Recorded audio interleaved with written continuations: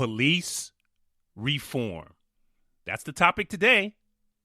What is it? What does it entail? Do we need it? Would it make a difference in these recent or past shootings or other deadly encounters some have had with police? I'll answer those questions and more coming up next on the Fabulous Form Factor.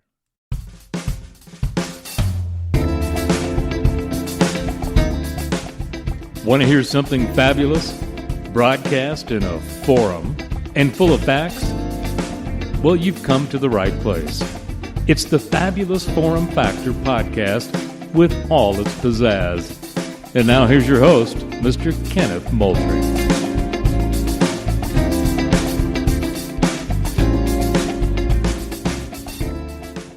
Hello and welcome to the Fabulous Forum Factor, and I'm your host, Kenneth Moultrie, and as always, I kindly ask that you like, subscribe, follow, and share any episode I produce with your social media family. And incidentally, I'd like to offer you other platforms to enjoy my episodes on. There are apps you can download, and they are Spotify, iHeartRadio, Google Podcasts, Deezer, Deezer, Castbox, Podcast Addict, and Pod Chaser. Those are other platforms, as I said, you can enjoy my broadcasts on. So today's topic is police reform. And I know we all have been hearing about that lately with all these social justice and social injustice and systemic racism talk that's been going on the past few years. So police reform is something that socialists have been crying for. They want change. They always want change, but they never look within to change themselves. So as far as police reform is concerned, what are they talking about? What are people talking about? And what exactly are some topics on the table concerning police reform? So on March 13th, 2020, in Louisville, Kentucky, Breonna Taylor and her boyfriend was in her apartment, and Louisville police came barging in, or they tried to knock, and there's some talk going back and forth and confusion of how the police officers got into the apartment and what were their rights. Well, they had, as it turns out, Louisville police had a no-knock warrant. They could have used it, but they did not utilize it. So when Breonna Taylor unfortunately lost her life, of course, a lot of backers and socialists, they come to the table and they go, oh, the no-knock warrant is a bad thing. We need to change that. Okay, so if you think about this, a lot of changes that they're looking for are benefiting the criminal, the subject, the suspect. A no-knock warrant is just what it sounds like. It's supposed to be a surprise. A lot of times people will tell you that back in the day that the no-knock warrant, especially police officers, would barge in or come in at night when they figure you were asleep 2, 3, 4 in the morning, where you don't have, or the person does not have time to react and retaliate. But the no-knock warrant is something that is going to come off the table, especially in Louisville and probably a lot of other jurisdictions as well. These particular laws were to give the upper hand to law enforcement. Law enforcement, police officers are not out there breaking laws. They're out there enforcing them. So therefore, they need some type of advantage to have the upper hand. This particular no-knock warrant being taken off the table in certain places is going to do nothing but make it dangerous for you law-abiding citizens out there.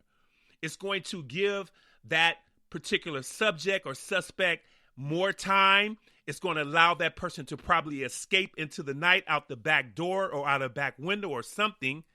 And then they'll be able to live and fight another 2 or 3 weeks. And on the run, what do you think they can do? Or what do you think that can happen? So while, like I say, most socialists who are looking at from a small window, they're looking at trying to make it easier for the small person, the person who might be underprivileged or, in a particular situations where they can't help themselves. So all this is doing, in my opinion, is just making it easier. It's just making it easier for criminals to slip through loopholes. I think that's going to be a bad thing going forward, especially with that particular bill. Another reform that socialists are trying to abolish has to do with use of force when it comes to fleeing felons or fleeing socialists. Now, going on right now, today is Monday, April 26th, 2021. So going on today in Elizabeth City, North Carolina, you have a young man. His name was Andrew Brown Jr. He was 42 years old. Elizabeth City police and possibly area sheriffs were executing a warrant for him. They got into his apartment or house about 8:30 in the morning. This happened on Wednesday, April 21st. Mr. Brown resisted. Mr. Brown jumped. He fled, and officers pursued him. Mr. Brown got into a vehicle. Officers shot, killed Mr. Brown, killed Andrew Brown. And now the protests have started in Elizabeth City right now as we speak. Investigation is going on. Benjamin Crump, who was just in Minneapolis the other day at the funeral of Dante Wright, now he's in the forefront of Andrew Brown in Elizabeth City, North Carolina. He sure gets around, but he's there now. So like I said, they released a video today. It was only 20 seconds. The party, the family and supporters of Andrew Brown are very upset. Police said and authorities say they can't release any more video right now at the moment because it probably will compromise the investigation. But nevertheless, that's going on today, and that is part of police reform that I want to talk about. It's called use of force and the right to use force or even deadly force if police see a fleeing felon or suspect who is running. What are the ramifications? What are the parameters? And what can you and what can't you do as a police officer in that situation? So, like I said before, I'm not so sure that deadly force can be used or should be used. I do think it's dangerous, I do think it's dangerous for a fleeing felon who is desperate to leave the scene because he or she has no regard for property, life, or anything else. And one day they're going to run over and kill somebody that you know. And you're rooting for them probably if you're on the side of them getting away for temporarily and the police not handling what they should handle at that particular time. These criminals, everyone, these people out there, first of all, the common denominator in all this is that they are resisting. They're resisting. Resisting leads to fleeing. Resisting leads to fleeing. And fleeing leads to whatever. Running someone over, killing somebody, taking someone hostage. Check out my episode called Tallahassee Tussle. Exact thing happened in that particular traffic stop there. So, where's the gray area? Where's the common ground when it comes to a fleeing felon? This is what cost Mr. Andrew Brown Jr. his life the other day. And like I said, all of these all of these situations, from Dante Wright to George Floyd to Andrew Brown to even, if you remember back in July, it was June last year of 2020, Rayshard Brooks in Atlanta, Georgia. Remember, he's the guy that was asleep in the car, or he was high in the car, loaded, and police came up to his window. He pulled over into a safer spot, and then he tried to run. He actually took a taser from one of the officers, literally turned around and shot the taser at the officer, and the officer shot him, killed him. Rayshard Brooks, that was on June 12th of 2020. So like I said, common denominator, resisting, common denominator, fleeing. Other common denominator that I didn't mention, drugs. All of these dudes are doped up. All of them.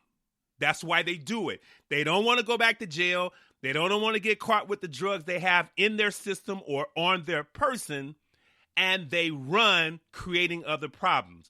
But once again, this is another portion of police reform that socialists want to be abolished. So meaning that if they do decide to run or flee, then officers don't have the right to shoot. Or if they resist or pull a weapon on the officer or pull the officer's weapon, then officers will not be allowed to shoot.